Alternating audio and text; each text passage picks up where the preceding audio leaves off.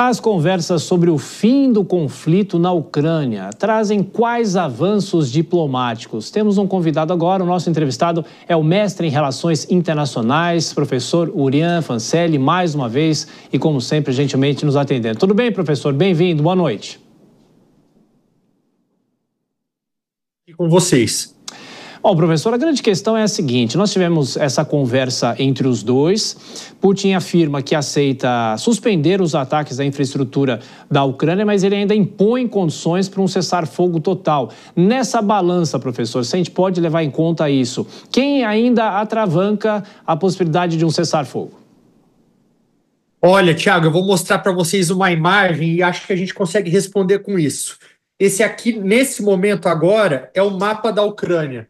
Tudo isso que está aparecendo em vermelho são as regiões onde as pessoas, nesse momento, precisam estar em abrigos antibombas, ou seja, o país tem a maior parte do território, nesse momento, sendo atacado pela Rússia. Então, isso mostra que o Putin está dando algo para o Trump não ficar de mão vazia, né? Até mesmo porque o Trump tem, até então, até essa conversa, o que se tinha era um consenso de que a bola estava com a Rússia, né? Porque o Zelensky, ele aceitou aquela proposta norte-americana de 30 dias de cessar-fogo, então agora que vem essa resposta russa de como se fosse um prêmio de consolação, de que então a infraestrutura energética agora elas estão fora de cogitação.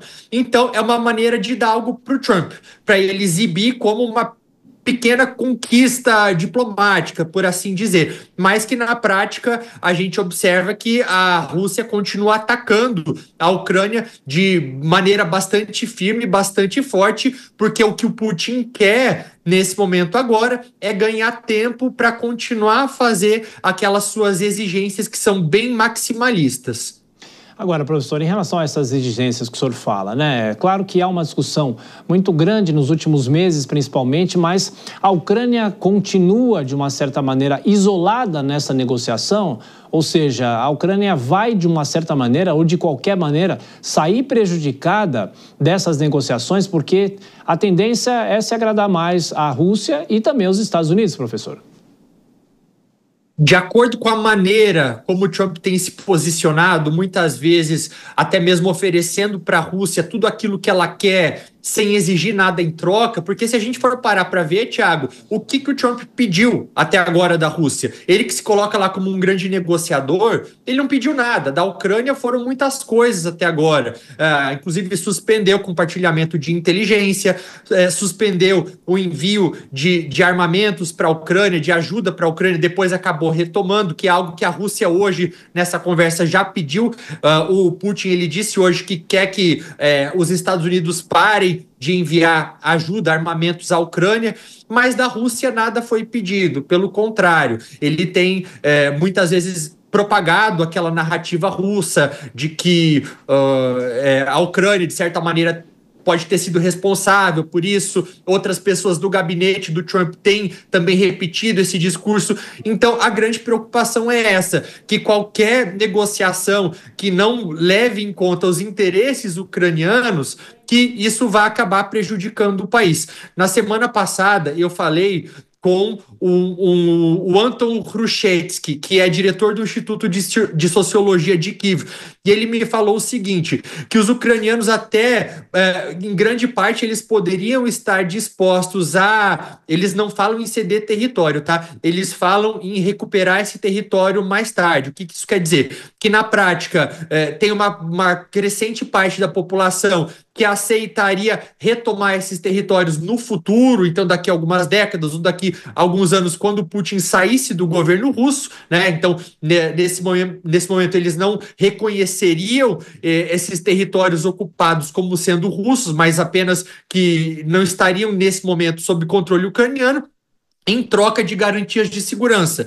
E são garantias de segurança que buscam justamente evitar com que a Rússia volte e faça novos ataques no futuro. Isso porque os acordos que existiam até então, acordos de Minsk assinados em 2014 e 2015, eles sempre foram desrespeitados pela Rússia, que sempre voltou querendo mais. Então, a Ucrânia ela precisa estar representada nessas negociações, a Europa também precisa estar junto e preocupa muito que o Trump esteja articulando diretamente com o Putin sem envolver esses atores.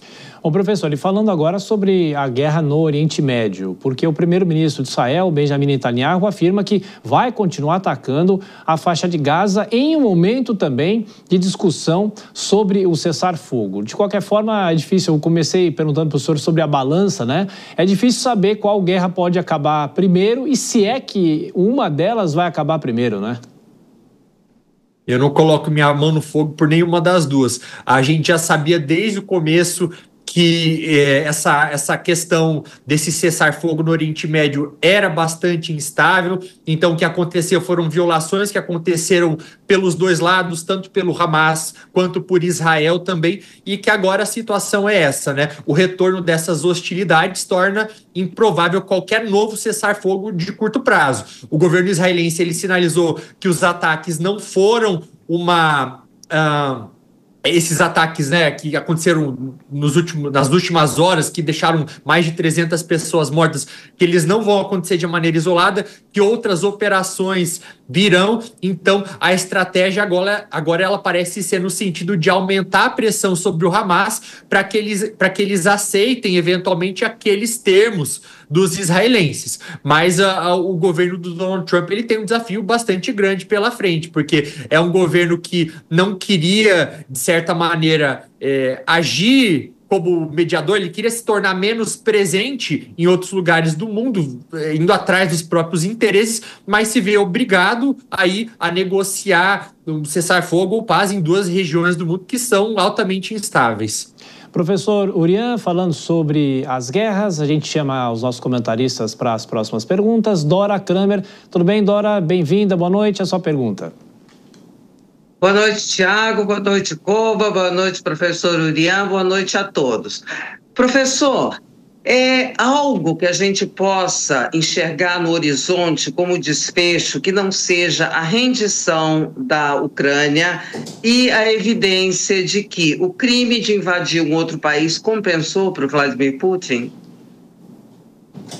Olha, Dora, boa noite. De acordo com as últimas movimentações do Donald Trump, está cada vez mais difícil acreditar que essa invasão não vai compensar, até mesmo porque todos os posicionamentos que ele tem expressado até agora vão no sentido de beneficiar a Rússia. Então, algumas atitudes que ele tomou, como, por exemplo, já falou até mesmo de realizar jogos de hóquei entre Estados Unidos e Rússia, ou de convidar a Rússia de volta para fazer parte do G7. Então, é como se já tivesse antecipadamente recompensando o agressor antes mesmo de que a Rússia fizesse algumas concessões.